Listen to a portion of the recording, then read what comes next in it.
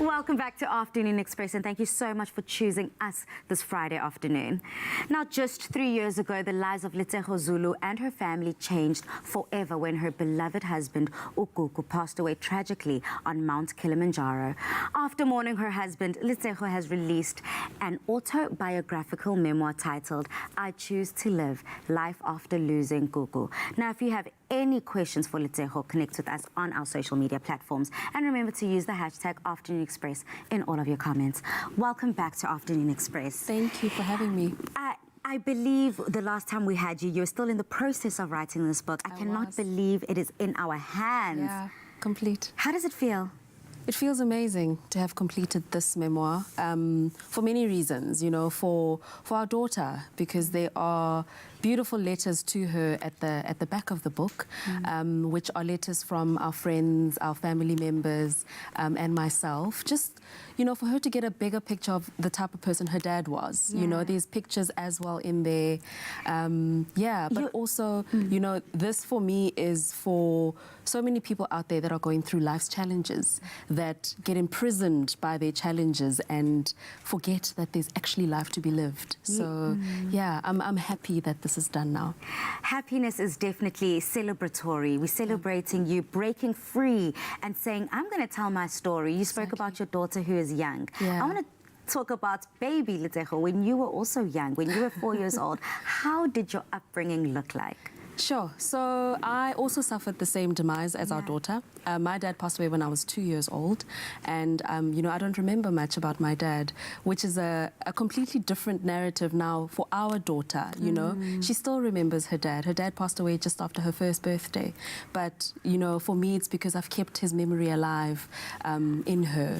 Yeah. How have you been able to do that? It seems like such a monumental task. I mean, how do you remind someone and keep entrenching such a huge personality and huge spirit that was Gugu? You know, that 1 year that Gugu spent with our daughter, he was the world's best dad. I know as women out there, as wives, we'll always say that, you know, the husband is the world's best dad, but he actually was, to a point where our daughter still remembers him. You know, there are pictures of him and her all over her bedroom walls. She looks at this book and she says, there's daddy, mommy and me as a baby. Wow. You know, and this is 3 years later. So it hasn't actually been a very difficult thing to do. It's just daddy's there. You know, there are pictures of him all over the house.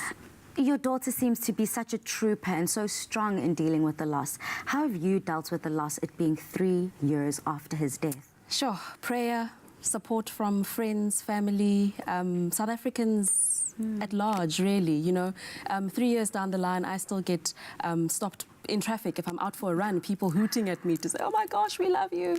To, you know, the random person in a supermarket who will just come up to me and give me a hug. So the love and the support has been absolutely amazing, and that's part of the reason why I'm still standing today. And when you get home, after all of the celebration, all the outpouring of love, which I'm sure you feel, in those moments of isolation, when it's quiet all around you, and you miss his voice, and you miss that body next to you, what do you tell yourself then? Sure. You know, that goes hand in hand with acceptance, which I made a conscious effort to do very early on, to accept that he's no longer here in body, you know, but in spirit, he's with us all the time. So it's just that mental shift to accept that he's no longer there. So I don't even take myself there. I don't take myself there because then I'll go around in circles and never really be able to heal and continue choosing to live life. I would love to end this off with just a little bit of like a reading from your book. I think it's always so beautiful as we're reviewing books to just get a bit of a taste of what our viewers can expect. Yeah. So I'm going to read from chapter 22, which I titled I Choose to Live. And this is related to when I went back to Kilimanjaro a year later after losing him. I've written here, after I returned from Kilimanjaro, everyone has the same question on their lips. Did your trip bring you closure?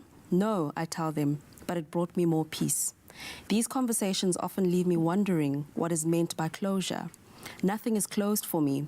It's not as if I can forget about the past and move on. In fact, I've done precisely the opposite. I've opened myself up to all of life's experiences, including my personal process of dealing with my loss. In doing so, I've increasingly found greater peace and created the space for joy, excitement, wonder, and love. What I did gain from my return trip to Tanzania was a sense of completion with regards to Kilimanjaro and a greater ability to continue living my life to the full. And living you are. Our viewers at home have questions for you, and I have to get to them.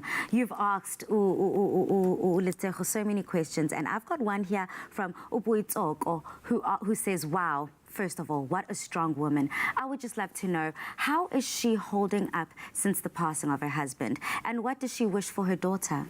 Sure, how am I holding up? It's a bit of a tricky question because, you know, a good 2 to 2.5 years ago, I decided to accept that Gugu has passed away and that, yes, his life came to an end, but I'm still standing here and I'm still breathing. Hallelujah. So I need to live life. Yes, I haven't forgotten about him. We live with him in spirit on a daily basis. And it's just that mental shift and that acceptance and that choice to live life, because his life came to an end and mine hasn't. And we still have a daughter that I have to raise. So we are living life. As you say, your housemates, no longer your daughter.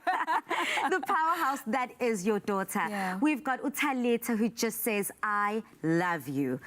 And then we've got another one from Pinky, who says, how I just love the soul. Everyone is pouring out that love, and it is continuing to grow and build, and we're feeling it. Absolutely. Thank you for coming through. So we need to kick off the weekend with a performance from PJ Twins after the break. Stay right there.